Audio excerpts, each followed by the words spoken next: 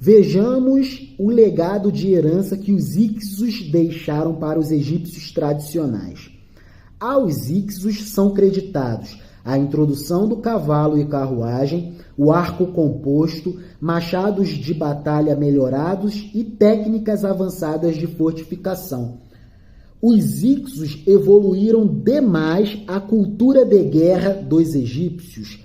A cultura guerreira dos egípcios foi evoluída deveras e por demasia pelos Ixos. Que legal! A sua capital, Avares, foi construída sobre as ruínas de uma cidade do Império Médio, o império anterior à invasão dos Ixos. Escavações na antiga capital dos Ixos, iniciadas nos anos 60, revelaram um templo em estilo cananeu, restos de funerais e cerâmica de estilo palestino e muitas armas de tecnologia superior. Aparentemente, os Ixos não exerceram muita influência na maior parte do Egito. Está claro que em Avares se estabeleceu um povo que tinha traços culturais bem diferentes dos egípcios tradicionais. Encontramos isso nas características básicas da cidade, nas casas e particularmente nos enterros, que eram realizados próximo ao centro urbano. Mas seus traços não vão muito além do que os achados em artefatos nesta cidade, em Avares, que era a capital dos Ixos no Egito Antigo. Que maravilha! Finalmente terminamos a nossa playlist da história de José do Egito. Playlist montada no arcabouço e contexto da atividade da Escola de Campeões, Unidade de Internação Socioeducativa do Recanto das Emas, Secretaria de Justiça do Distrito Federal, Estado membro da Federação, Distrito Federal, Serviço Público em Ação. Vamos lá. Para a gente fechar com chave de ouro, vamos a uma meditação final. Olha o encontro de dois semitas em terra estranha, dois estranhos em terra estranha, um faraó e o outro escravo.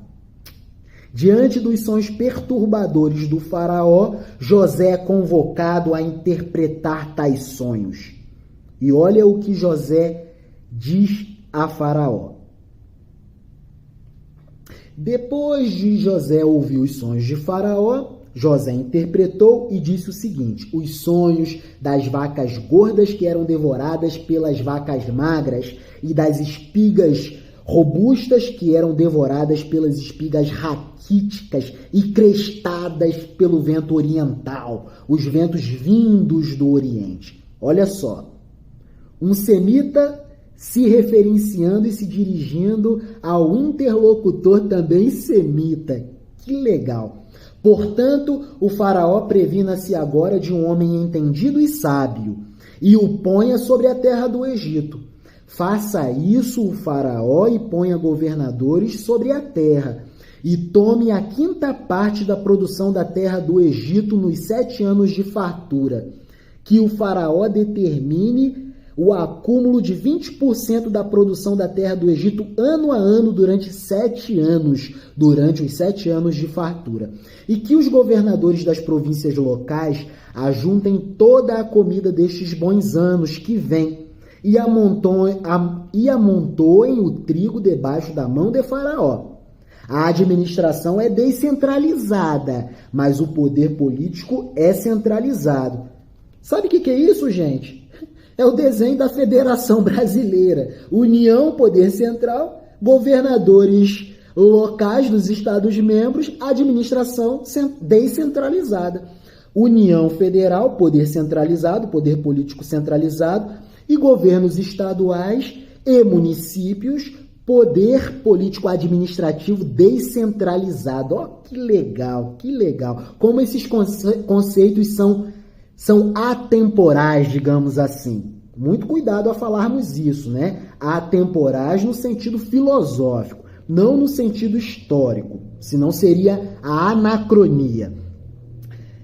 Que os governadores das províncias ajuntem toda a comida destes bons anos que vem, e amontoem o trigo debaixo da mão de Faraó, para mantimento nas cidades, e o guardem. Assim será o mantimento para provimento da terra, para os 7 anos de fome que haverá na terra do Egito, para que a terra do Egito não pereça de fome. E esta palavra foi boa aos olhos de Faraó, e aos olhos de todo o ministeriado de Faraó. E disse Faraó a seus servos: acharíamos um homem como este em quem haja o Espírito de Deus? Um homem com inteligência sobre-humana? Depois disse Faraó a José: pois que Deus te fez saber tudo isso, ninguém há tão entendido e sábio como tu. Tu estarás sobre a minha casa, e por tua boca se governará todo o meu povo. Somente no trono eu serei maior que tu. Disse mais Faraó a José: vês, aqui te tenho posto sobre toda a terra do Egito. Um semita falando para outro semita: vês, aqui te tenho posto sobre toda a terra do Egito. E tirou o Faraó o anel de sua mão e o pôs na mão de José, e o fez vestir de roupas de linho, e o pôs um colar de ouro no seu pescoço, e o fez subir no segundo carro que tinha, e o povo clamava diante dele: eis o grão-vizir, eis o grão-vizir, eis a autoridade máxima sobre a administração da economia do Egito. Assim o pôs sobre toda a terra do Egito. E disse Faraó a José: eu sou Faraó, porém sem ti ninguém levantará a sua mão ou o seu pé em toda a terra do Egito. E Faraó chamou a José de Zafenate-Paneia, e deu-lhe por mulher a Azenate, filha de Potífera, sacerdote de On, da cidade de Heliópolis.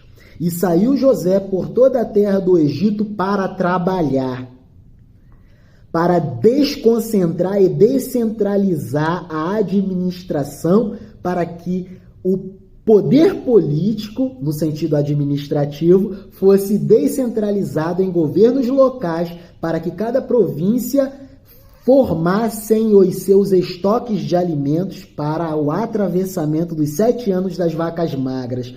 E José era da idade de 30 anos quando se apresentou a Faraó, rei do Egito. E saiu José da presença de Faraó e passou por toda a terra do Egito para trabalhar, para trabalhar, para trabalhar, para trabalhar. É isso.